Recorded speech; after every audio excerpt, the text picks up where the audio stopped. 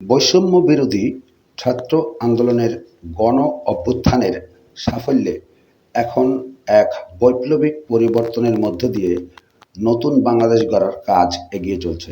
যখন ঢাকা বরিশাল সহ দেশব্যাপী ছাত্র জনতার বিপ্লব চলছে, ঠিক তখন অজ্ঞাত ঘাতক বুলেট কেড়ে নেয় বরিশাল জেলার ৩০ জন বিপ্লবীর প্রাণ। ধ্রুব এর ক্যামেরায় হিজলা উপজেলার বিপ্লবী শহীদ আতিক, রিয়াজ ও শাহীনের প্রাণ উৎসর্গের প্রতিবেদক শুভব্রত দত্ত। আমি দুটো বাচ্চা রেখে গেছে, এই বাচ্চার ভবিষ্যৎ দুটো অন্ধকার হয়ে গেছে। আমার স্বামী মোহাম্মদ আতিকুর রহমান, তিনি একজন সংবাদকর্মী ছিলেন। আমার স্বামী 5 আগস্ট গুলিতে নিহত হন। তারপর আমরা রাত্রে 10টা বাজে ঢাকা মেডিকেল মর্গে তার সন্ধান পাই, সে মৃত ঘোষণার সন্ধান পাই। তারপর আমরা সে রাত্রেবেলা তাকে অ্যাম্বুলেন্স ভাড়া করে দেশের বাড়িতে নিয়ে আসি। দেশের বাড়ি নিয়ে এসে তাকে দাফন করি। আমার ছেলে রিয়াজ গুলি করছে মাথায়, সে গুলি ফেলে 14 দিন অজ্ঞান ছিল মেডিকেলে হাসপাতালে।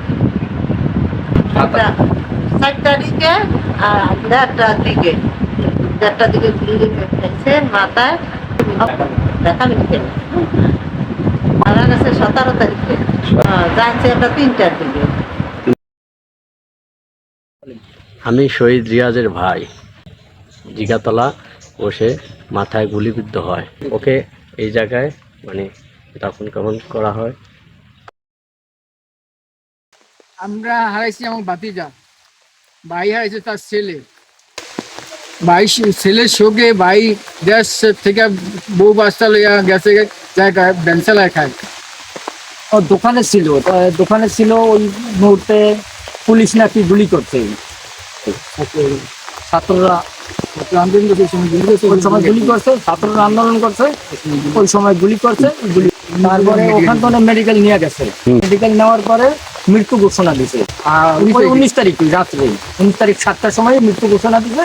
20 তারিখে এখানে আমরা এখানে জানাজা দিয়ে আবার দাফন করছি। বৈষম্য বিরোধী আন্দোলনে নিহত সকল ছাত্র জনতাকে গভীর শ্রদ্ধার সাথে স্মরণ করছি। যে বৈষম্য বিরোধী ছাত্র আন্দোলনে অনেক ছাত্র জনতা শহীদ হয়েছে, তার মধ্যে হিজলা উপজেলা 3 জন রয়েছে। 3 জনের পেশা 3 রকম। বাংলাদেশের বৈষম্য বিরোধী ছাত্র আন্দোলনে অসংখ্য ছাত্র জনতা শহীদ হয়েছে। হিজলা উপজেলায় 3 জন ছাত্র জনতা শহীদ হয়েছে।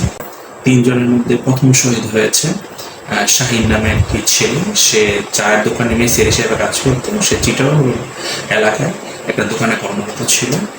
দ্বিতীয় শহীদ হয়েছে আতিকুর রহমান নামে একজন লোক, যিনি সাংবাদিকতার পেশায় নিযুক্ত ছিলেন এবং ওনার বাড়ি আমার এখানেই খুলনা।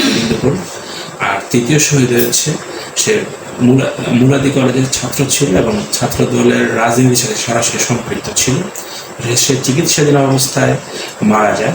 প্রথম যাকে দাফন করা হয়েছে শাহীনকে, সেটা 5 আগস্টের আগে প্রথম দিকের ঘটনা। তাকে গোপনে দাফন করা হয়েছে। আমরা পরে শুনেছি সে গুলিবিদ্ধ হয়েছে চিটাগংয়ে। আর আমাদের সাংবাদিক আতিকুর সাহেব উনি গুলিবিদ্ধ হয়েছে যাত্রাবাড়ি থানার সামনে। আর ছাত্রদল কর্মী রিয়াজ গুলিবিদ্ধ হয়েছে সায়েন্স ল্যাব। এবং ইতিমধ্যে আমরা তাদেরকে আমাদের স্থানীয়ভাবে যতদূর সম্ভব আমরা সহযোগিতা করেছি এবং আমরা সরকারের কাছে তালিকা পাঠিয়েছি। ওইটা আমরা একজনকে আর্থিক সহায়তা করেছি, ওই যে আবিরকে